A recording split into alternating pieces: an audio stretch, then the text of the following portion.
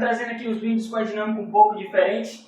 Eu venho trazendo sempre um tema aqui para explicar o assunto, deixar um pouco mais interessante. E hoje aqui eu estou trazendo uma dinâmica que a gente vai fazer com a sinuca, certo? A gente vai estudar um pouco das interações que acontecem entre as bolas de bilhar. A gente vai estudar um pouco sobre momento linear e colisões. Para começar, vamos falar sobre o momento linear. O momento linear ele é uma grandeza vetorial, certo? Ou seja, ele tem direção e sentido. E ele é chamado de P. Nosso P ele significa quantidade de movimento. Para a gente descobrir a quantidade de movimento, basta a gente multiplicar massa vezes a velocidade do objeto. A massa do objeto vezes a velocidade. A gente tem aqui uma grandeza escalar, que é a massa, e uma grandeza vetorial, que é a velocidade. Ou seja, a direção e o sentido de P é a mesma direção e sentido da velocidade, certo? Outra coisa importante de saber é a unidade. A gente tem aqui massa que no sistema internacional ela é em quilos, quilogramos, vezes a velocidade, que é metros por segundo. Então, a unidade de medida do nosso P, da nossa quantidade de movimento, ela é quilo vezes metros por segundo. Bom, sabendo o que é momento linear, vamos falar um pouco sobre colisões, que é o que a gente vai estudar aqui, as colisões entre as bolas de bilhar. Existem três tipos de colisões, certo? São as colisões elásticas. As colisões elásticas, ela tem uma total conservação de energia, ou seja, quando dois objetos se colidirem, digamos que os dois estão vindo na mesma direção, eles vão se colidir, eles vão mudar o sentido e voltar na mesma velocidade que eles vieram, certo? Então a gente tem a elástica, a gente tem a inelástica. No caso da inelástica é o contrário, certo? A nossa elástica, eles batem e voltam com a mesma velocidade. Na inelástica, a gente perde toda a energia. Eles batem e aqui mesmo eles vão ficar, certo? E temos também a parcialmente elástica. A colisão parcialmente elástica, ela perde energia, mas não toda a energia, certo? Então, os objetos vão colidir, eles vão perder, eles vão bater e voltar, só que eles não vão voltar com a mesma velocidade, pois eles perderam um pouco de energia com essa colisão, certo? Então, a gente já sabe aqui os três tipos de colisões. Bom, para a gente estudar um pouco das colisões, saber as fórmulas que a gente vai usar, a gente vai precisar de dois conceitos, que é o conceito de conservação do nosso momento linear e o conceito de coeficiente de restituição. Vamos começar pela conservação do nosso momento linear.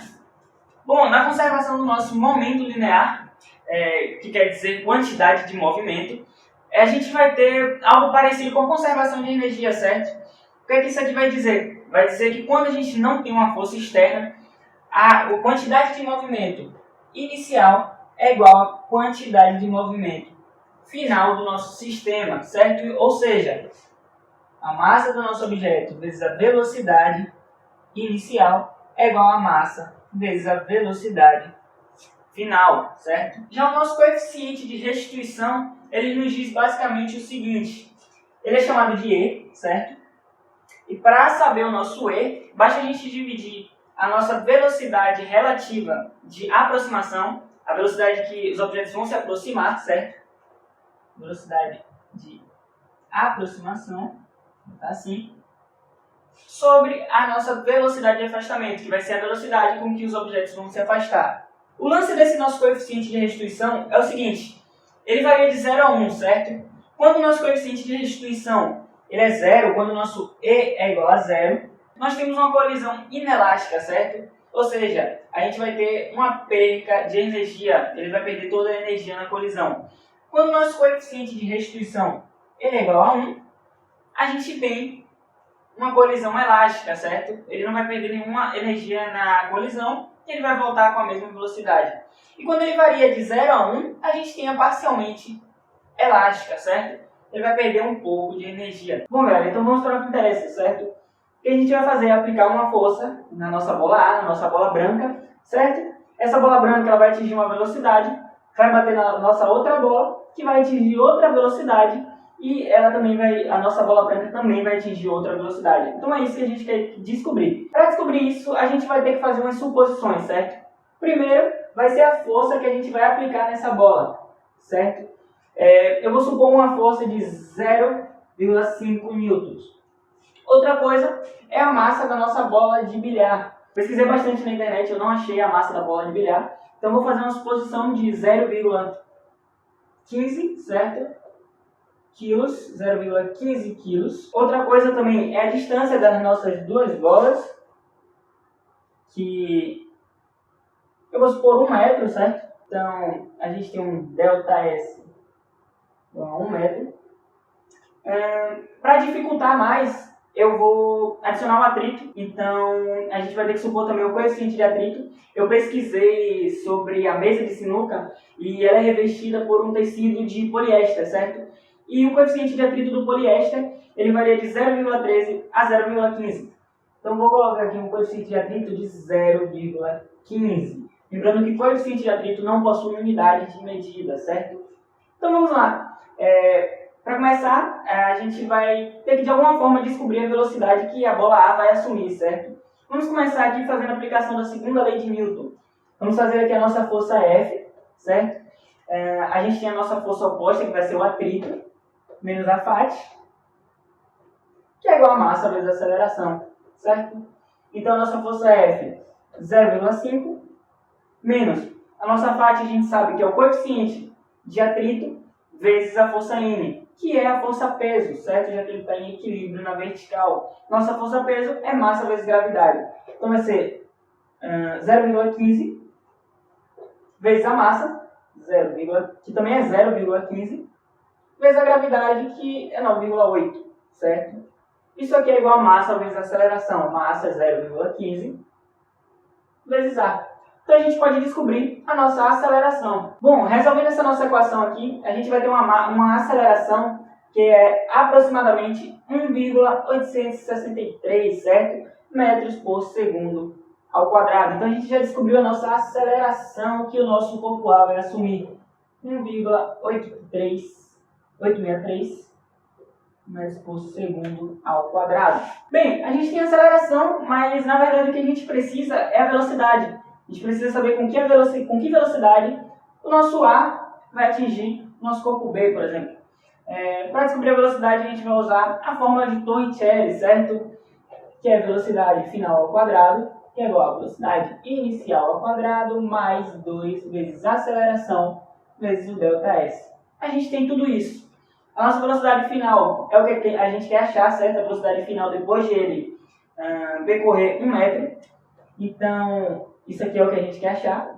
É igual a nossa velocidade inicial é 0, já que ele sai do repouso, mais 2 vezes a nossa aceleração, 863, vezes o ΔS, que é 1 metro, certo? A gente vai ter que ver, é igual a raiz de 2 vezes 1,863. Resolvendo essa equação, a gente vai ter aqui uma velocidade aproximadamente de 1,93 metros por segundo. Então agora a gente já sabe aqui a velocidade que o nosso corpo A vai assumir o nosso corpo B, certo? Vamos agora para a colisão. A gente vai começar com a conservação de energia, que nos diz que a nossa quantidade de movimento inicial é igual à quantidade de movimento final. Quantidade de movimento que é massa vezes velocidade.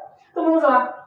A massa de A, 0,15, vezes a sua velocidade, a velocidade que vai atingir o corpo B, que é 1,93, certo? Mais a massa de B, que é 0,15 também, vezes a sua velocidade, que é 0, ele está em repouso. Então, a gente vai zerar isso aqui. A gente vai ficar que isso é igual agora a massa de ar, 0,15, vezes a velocidade final, que ela vai assumir, a velocidade de afastamento, que é o que a gente quer saber, vezes mais a massa de B, que é 0,15, vezes a velocidade de afastamento de B, que também é o que a gente quer saber. Bom, então, como que a gente vai descobrir isso se a gente tem duas variáveis na nossa equação? A gente vai agora para a nossa próxima equação que a gente vai usar, que é do nosso coeficiente de restituição, certo? Que eu expliquei no início do vídeo. Bom, o coeficiente de restituição é outra coisa que a gente vai ter que supor aqui. A gente sabe que na sinuca, as colisões da bola de bilhar, ela é uma colisão parcialmente elástica, certo? Ela vai perder um pouquinho de energia. Então, a gente vai supor um coeficiente de restituição de 0,8. 0,8 é igual à nossa velocidade relativa de aproximação, certo? É a velocidade que A vai atingir B, mais a velocidade que B vai atingir A, Qual é a velocidade que ela está? 1,93, mais a velocidade de B, que é 0. Bom, agora dividido pela velocidade de afastamento, certo?